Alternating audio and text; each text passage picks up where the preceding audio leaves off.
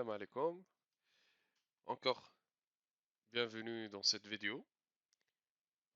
Aujourd'hui, on va parler euh, du premier élément des variables composées et on va se concentrer sur l'utilisation des arrays. D'accord? Alors, array, si on peut faire une analogie avec les langages de programmation C et C++, c'est un tableau statique. Donc, c'est un tableau des éléments de même type euh, qui a un index et bien sûr euh, au moment de la déclaration il faut respecter ou il faut mentionner la taille maximale. D'accord? Donc aujourd'hui on va parler de la définition et après de la déclaration et après on va citer les instructions pour initialiser. Ok. Et utilisation des arrays.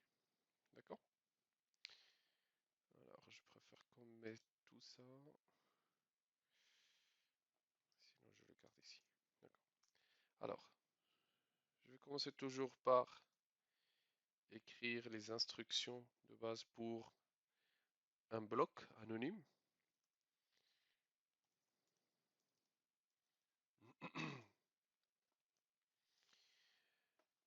Array, c'est un type qui existe déjà. D'accord? Mais il faut bien préciser ou définir ou construire votre propre array. Alors, si j'aimerais bien, en tant qu'utilisateur, j'aimerais bien euh, construire un tableau qui va stocker la liste des noms des employés, ça va être un VArray de chaîne de caractères. Si j'aimerais bien stocker, pardon, ici c'est VArray, donc si j'aimerais bien stocker encore une liste des salaires, ça va être un VArray des numbers. Ok? Ça dépend du type des données que vous voulez stocker. Donc la catégorie, ça va être VArray, mais le type, c'est les types de données qu'on sait très bien utiliser dans une base de données Oracle. Et si on veut schématiser un VArray, ça va être de cette manière. D'accord? Alors, il va contenir plusieurs valeurs. Ok? Sinon, je vais mettre de cette manière un peu facile. Donc, voilà. Par exemple, ça c'est un VArray de 5 éléments. Et là, je mets 10, 20 par exemple, 30, 40 et 50. Donc, vous voyez très bien que VArray, c'est un tableau de 5 éléments, par exemple, dans cet exemple, de même type. OK? Donc, c'est presque la même chose que un tableau statique avec le langage C ou C++. Donc, chaque élément, il est indexé par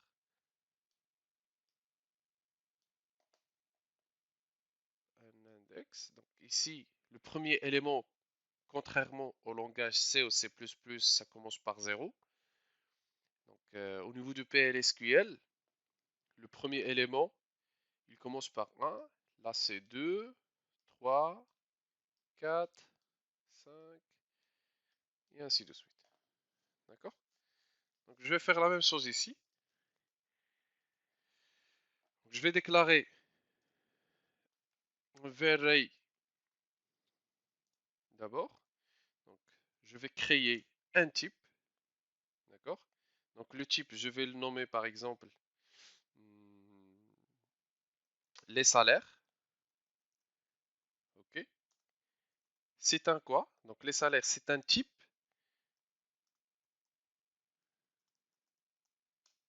qui est quoi? Il est de type VArray, de 4 éléments par exemple.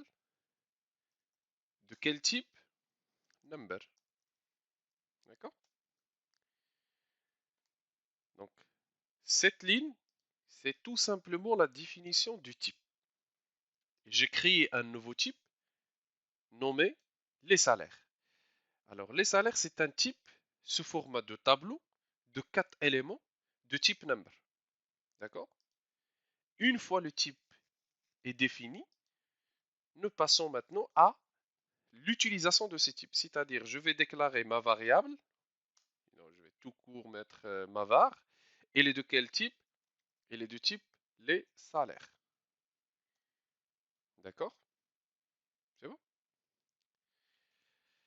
Alors, comment je peux euh, initialiser ou affecter les éléments? Il faut vraiment faire attention à cette particularité liée à VArray.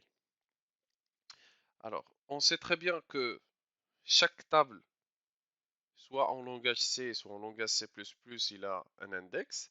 La même chose pour VArray. Donc, je peux accéder à un élément par son index. Donc, je vais afficher par exemple le premier élément.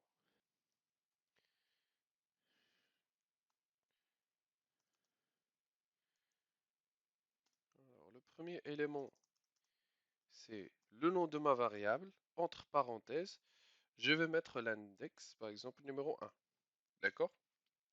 Et avant d'afficher l'élément numéro 1, je vais par exemple dire que ma var, l'indice numéro 1, et je vais utiliser l'opérateur d'affectation usuel dans le langage PLSQL, et je vais dire que ça égale à 1000.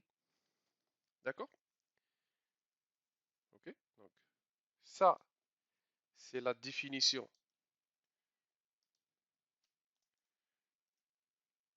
de mon type, les salaires qui est de type VArray.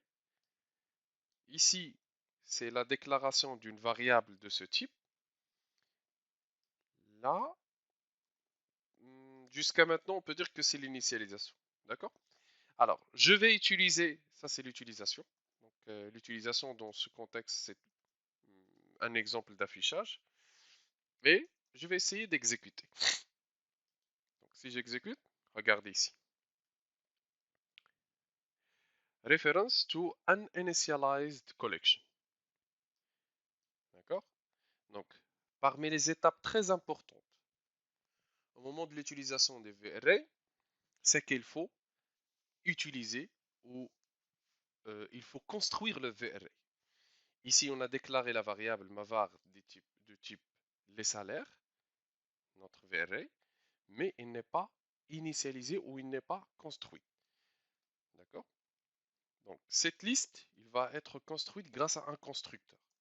Donc, les gens qui connaissent très bien un constructeur, il sert à quoi? Donc, ici, c'est pareil. Donc, je vais utiliser un constructeur en utilisant l'opérateur d'affectation. Donc, le constructeur, c'est une méthode qui a le même nom de mon type. Donc, ici, c'est les salaires. D'accord? Entre parenthèses. OK? Donc, ça, c'est une construction de ma variable mavar. D'accord? Regardez et notez bien l'erreur. Donc, référence à un ensemble non initialisé. Sinon, référence to an initialized collection. D'accord? Donc, je vais encore exécuter. Alors, on a une autre erreur, mais cette fois-ci, il est un peu différente. Donc, une erreur qui dit subscript beyond count.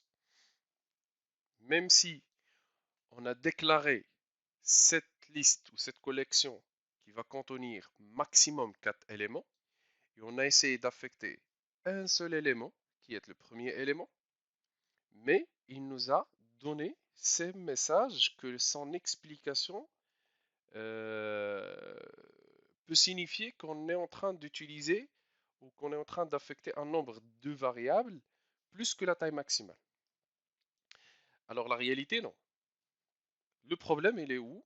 Le problème au niveau de la réservation réelle de la mémoire.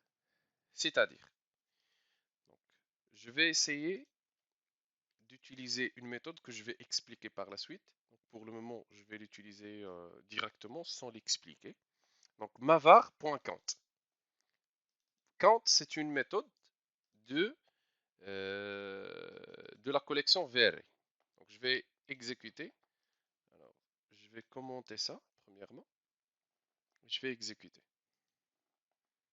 D'accord?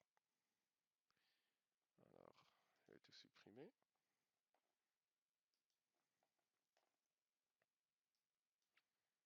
Alors, le nombre d'éléments, c'est 0.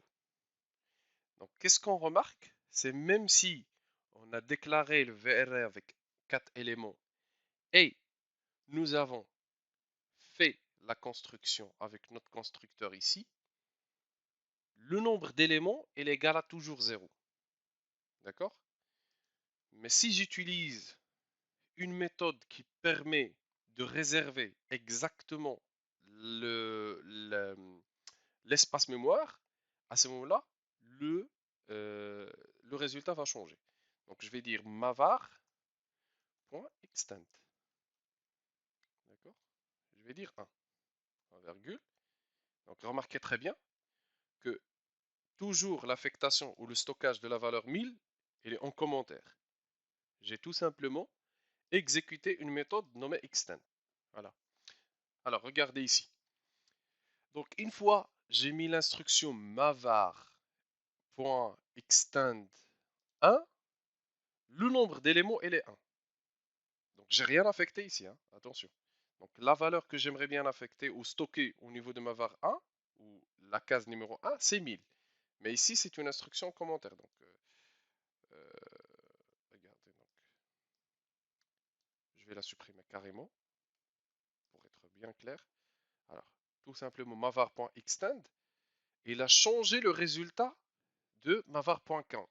.count, ça donne non pas le nombre d'éléments exacts à l'intérieur de ma collection ou à l'intérieur de la VRA, mais il nous donne exactement le nombre d'éléments réservés réellement. Donc ici, on a réservé l'espace, d'accord, de 4 éléments, le maximum, mais réellement combien d'éléments instanciés? C'est 0 jusqu'à ce que j'ai exécuté cette instruction. Donc si je mets 4, à ce moment-là, j'ai dit quoi? Ah, il faut réserver 4 emplacements mémoire.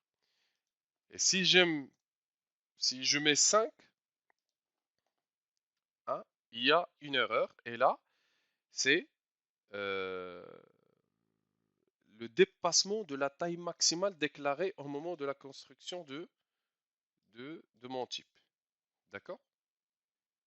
Donc, à chaque fois que vous voulez stocker un élément, il faut euh, exécuter la requête mavar.extend pour pour réserver l'espace mémoire pour un élément donné.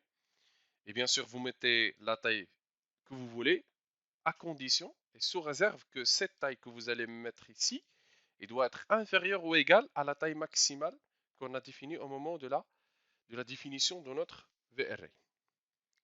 D'accord? Sinon, vous pouvez mettre ici une initialisation par nul. Donc, par exemple, j'ai initialisé tous les 4 éléments de ma variable mavar en nul. Et après, je peux à ce moment-là dire que mavar point, plutôt mavar case numéro 1, il va recevoir 1000.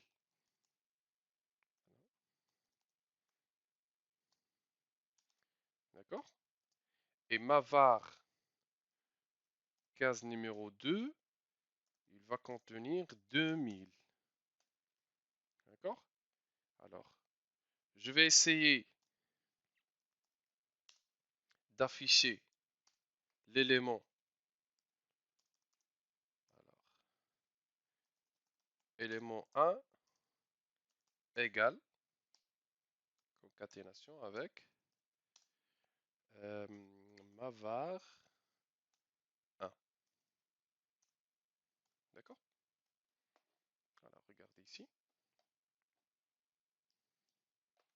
Oui, donc l'élément 1, il contient 4. Pardon, 1000, mais le nombre d'éléments, c'est 4. Même si, réellement, j'ai stocké que 2. Mais au moment de la construction, j'ai fait une construction avec 4 nuls. Donc, si je supprime les deux derniers, je vais réexécuter. Regardez ici. 2. 2, c'est pas parce que j'ai mis 1000 au moment de l'affectation, mais parce qu'au moment de la construction, j'ai réservé, ou j'ai demandé au compilateur de réserver réellement 2 emplacements mémoire. Donc, si j'ajoute un troisième élément au niveau de la case 3, je vais fermer ça. Je mets ici 3000. Regardez, après l'exécution, voilà, il y a toujours le même erreur. D'accord? J'ai toujours la même erreur, pardon.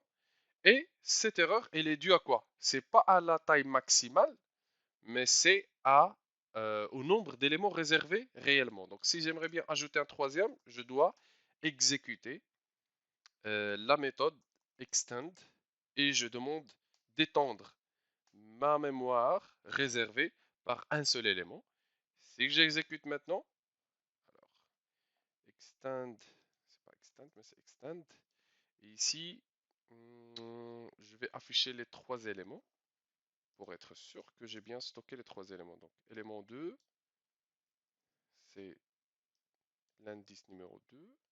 Ici, l'élément 3, je demande l'extraction de l'élément numéro 3. J'exécute et vous voyez qu'il y a bien affiché élément 1, 1000, élément 2, 2000 et élément 3, 3000. Et le nombre d'éléments, c'est 3. D'accord? Ok? Donc, soit au moment de la construction, je, euh, je fais tout simplement la construction de ma variable, ma var, sans réserver de mémoire. Et au moment de l'exécution, je peux demander la réservation de la mémoire réellement et dire ici, par exemple, 4. Et je vais supprimer cette. D'accord? Et j'exécute. Donc c'est à vous de voir. Soit vous initialisez directement votre type directement après la déclaration, et au moment de la déclaration ici, soit au moment de l'exécution, vous pouvez euh, demander la réservation de la mémoire grâce à la méthode extend. Donc, extend, count, là ce sont des méthodes. Donc, il y a deux types réellement, mais on ne va pas vraiment détailler le tout. L'essentiel, c'est de savoir c'est que le VRA est là des fonctions et des procédures stockées. Donc, à savoir, par exemple, extend, c'est une procédure stockée. Count, c'est une fonction qui donne le nombre d'éléments. C'est pas le nombre d'éléments, mais le nombre de la mémoire réellement réservée. Alors, donc la première fonction qu'on a utilisée, c'est count. Donc ici, on va parler des fonctions. Les fonctions et les procédures stockées. Donc, pour juste garder les choses faciles pour vous, pour le moment et pour ce qu'on a vu jusqu'à maintenant, je vais dire que tous les, tout ce que je vais utiliser, on va les nommer comme des fonctions. Donc, par exemple, ici, extend, c'est une procédure. Mais jusqu'à maintenant, on va le nommer comme étant une fonction. Donc, ici, on va utiliser des fonctions qui sont liées à VRay. D'accord? Et on va voir les fonctions suivantes. Il y a la fonction limit, il y a la fonction trim, il y a la fonction delete, il y a la fonction first, il y a la fonction last, il y a la fonction prior, il y a la fonction next. D'accord? Alors on va essayer d'expliquer une par une ces fonctions-là. D'accord? Et je vais tout mettre en haut, comme ça va pas déranger la vue au niveau de notre bloc. D'accord? Alors, je vais tout supprimer ici. Là, c'est utilisation.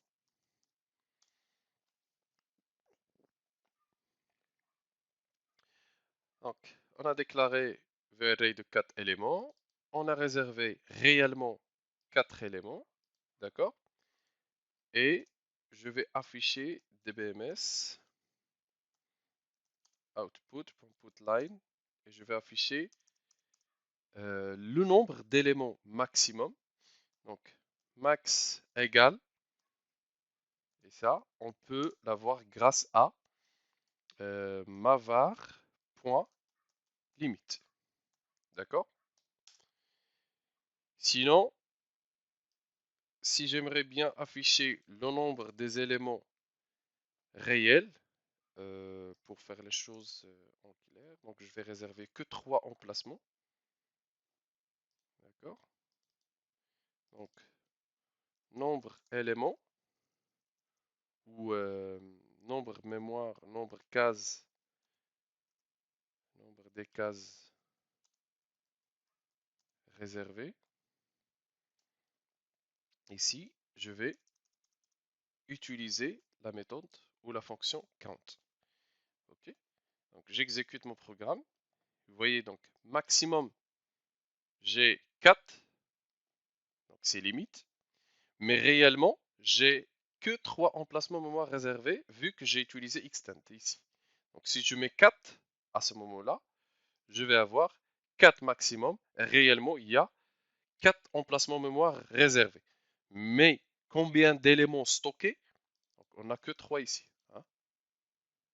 D'accord? Je crois que c'est bien clair. Je vais utiliser la méthode mavar.trim. Alors, j'exécute encore mon code. Regardez ici. Maximum c'est 3. Nombre de cases réservées, c'est 3. Sachant que ici, extend c'était 4. Donc, qu'est-ce que vous comprenez à partir de cet exemple? C'est que trim, il va désallouer l'emplacement mémoire. C'est bon? Donc, je peux désallouer une seule case ou un seul élément en utilisant mavar.trim. Sinon, je peux même préciser que j'aimerais bien, par exemple, vider ou désallouer 2 cases mémoire à partir de la fin. Donc, c'est-à-dire, j'ai ma table comme ça. Il a 4 emplacements mémoire réservés. Donc ici, c'est 1000, 2000, 3000, 4000. Plutôt 4000, pardon. 4000 n'est pas stocké. Mais c'est une case mémoire déjà réservée parce que euh,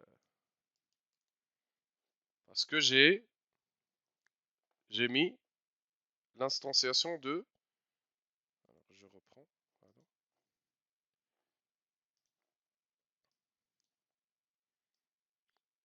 Alors, 4 éléments réservés réellement. Maximum, c'est 4 déclarés. Mais extend, il va réserver 4 emplacements mémoire. Donc j'ai stocké 1000 ici. D'accord? 2000 ici. 3000 ici. Et le reste, c'est une case réservée, mais il est vide. Il contient la valeur nulle. D'accord? Donc si j'exécute maintenant mavar trim 2, il va désallouer les 2 dernières cases. C'est-à-dire, il va désallouer la case là où il y a le 3000 et il va désallouer la case là où il y a le nul. D'accord? C'est-à-dire, si j'essaye d'afficher l'élément 2, donc ma var 2, après l'exécution de cette instruction, regardez,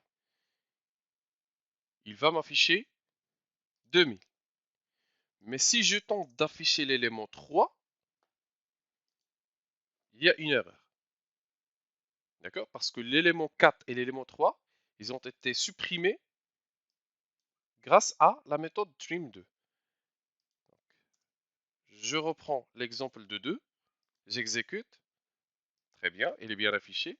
Maintenant, si je mets trim3, ça veut dire que j'aimerais bien supprimer les 3 derniers éléments à partir de la fin. C'est-à-dire, je vais supprimer l'élément nul, je vais supprimer l'élément 3000, je vais supprimer encore l'élément 2000. Et si j'essaie d'afficher l'élément 2, ça va me générer une erreur subscript beyond count. D'accord? Je crois que c'est clair. Alors, je vais passer à une autre fonction nommée mavar. Alors, avant de taper cette fonction, je vais exécuter mon code. Alors, donc, dbms, output.putline. Et là, je vais écrire mavar.first. D'accord? Je vais encore utiliser l'affichage avec mavar.last. Je vais mettre point virgule ici. Et je vais essayer d'exécuter mon code. Donc regardez ici. Donc first, il nous a donné 1 et le dernier élément c'est 4. D'accord? Mais le dernier élément est exactement ou réellement stocké, il est au niveau de l'indice numéro 3. Donc c'est la valeur 3000. D'accord? Mais first et là, c'est se base sur le nombre des cases mémoire réservées. D'accord? Donc je vais ajouter une autre fonction ici. Donc mavar.prior.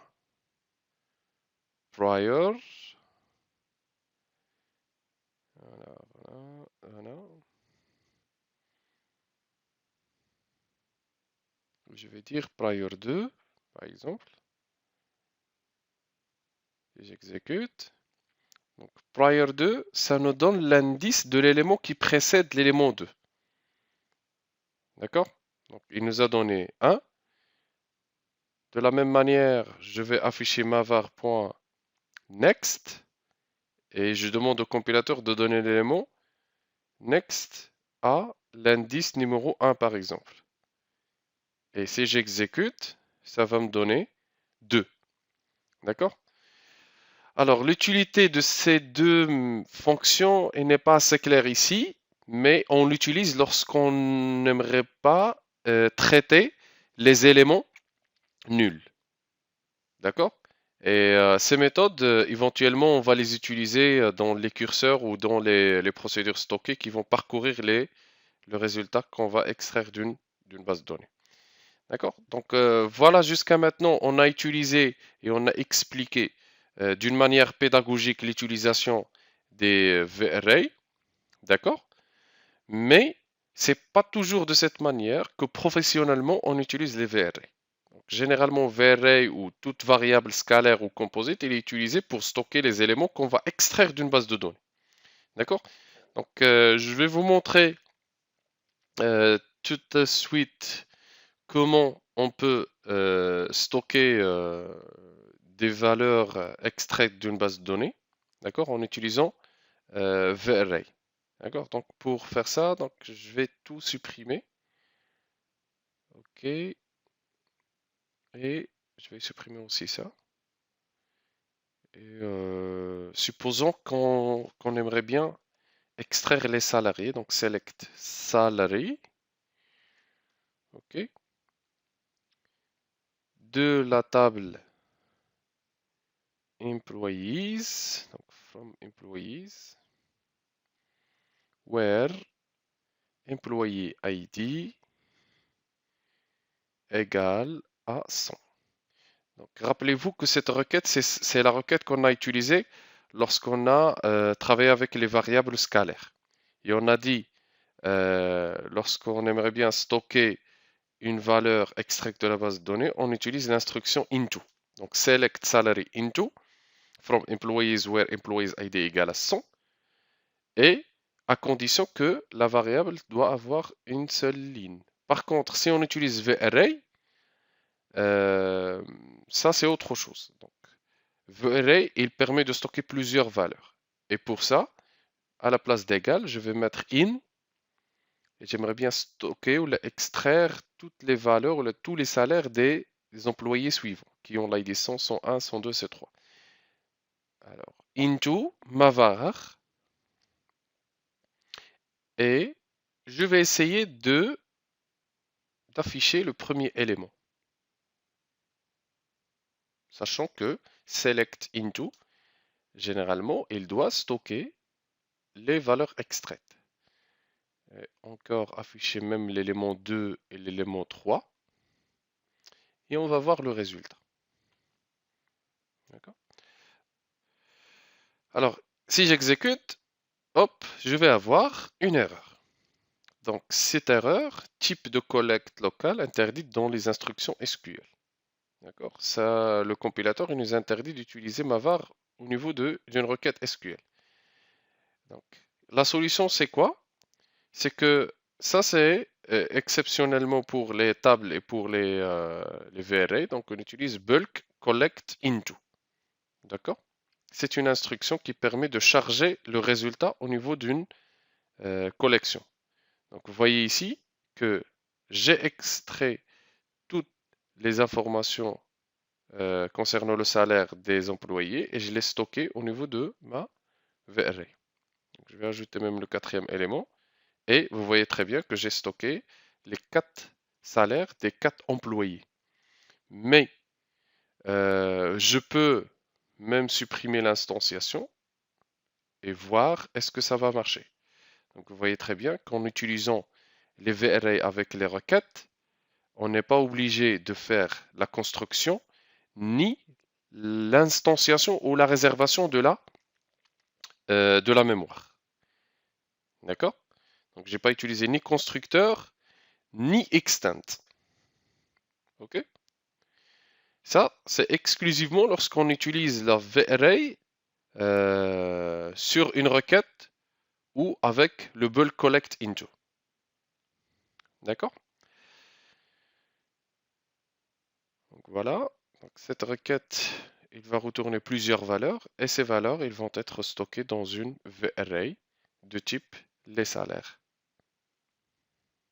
Donc si j'essaye d'ajouter un cinquième et j'exécute, sachant que la taille max est 4 des salaires, alors ça doit donner une erreur. Donc je vais réexécuter encore.